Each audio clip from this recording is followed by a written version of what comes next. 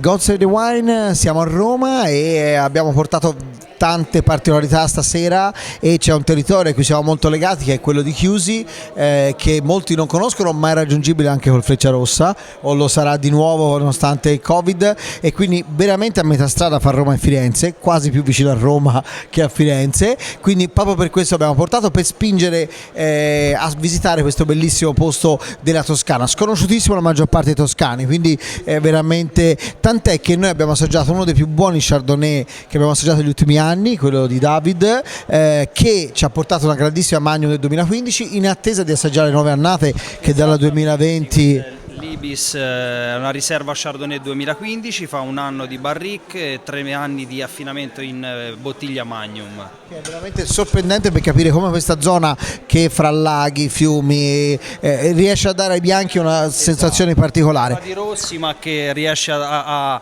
donare allo Chardonnay delle espressioni veramente ecco, tu hai anche deciso di farlo in bollicina. Fare bollicina serve condizioni climatiche un po' particolari, ci sono? Esattamente, sì, perché io quando al ritorno da un'esperienza di 5 anni in Franciacorta sono tornato, ho piantato Chardonnay in terra di rossi, ho scelto una vallata esposta a nord-est, quindi a 330 metri di altitudine, un posto fresco, molto ventilato, circondato da boschi, un lago a valle, e quindi sono riuscito a trovare un habitat per lo Chardonnay che gli desse la possibilità di esprimere molto di più di quello che si esprime normalmente nell'Italia centrale, che alla fine sono più o meno sempre la stessa espressione. Questa bollicina è particolare? Sì, questo è il nostro nuovo vino, è il Free Time, è un metodo classico, fa 10 mesi sui lieviti, una vendemmia 2019, sboccatura 2021,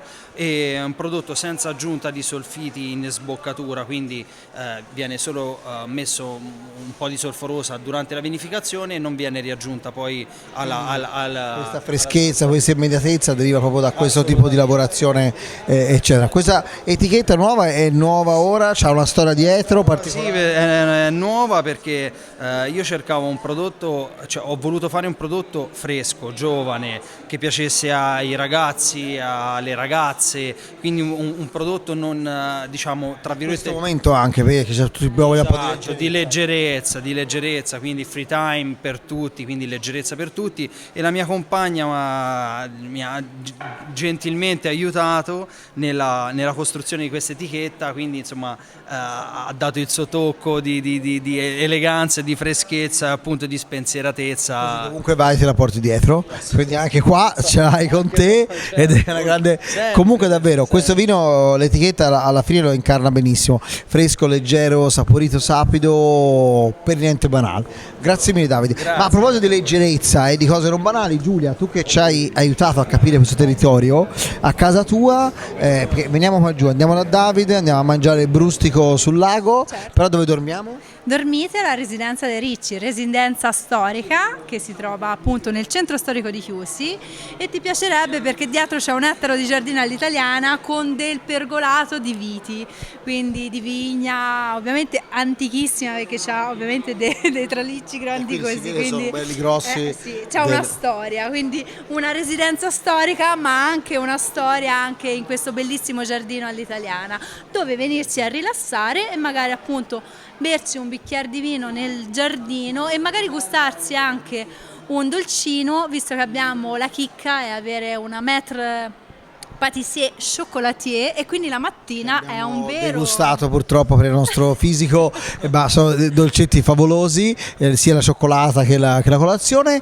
E ecco, in questo periodo che si cominciano a riaprire un po' il turismo, i primi che si sono presentati chi sono stati? Ieri sera c'erano degli svizzeri tristissimi per la partita, però si sono consolati con i dolcini. Tedeschi, però stiamo aspettando anche gli italiani. Tanti, siamo a Roma e tanti romani che sono veri intenditori. Poi la nostra è una zona di terme, quindi loro ce l'hanno proprio come cultura, venire ad assaggiare dell'ottimo vino, a rilassarsi in Toscana e anche, perché no, godersi anche un po' le terme che ci sono a Chiusi e Chianti. Terme, lago, mangiare, bere, dormire bene, direi che Chiusi vale veramente il pensiero per una prossima vacanza. Grazie mille Giulia.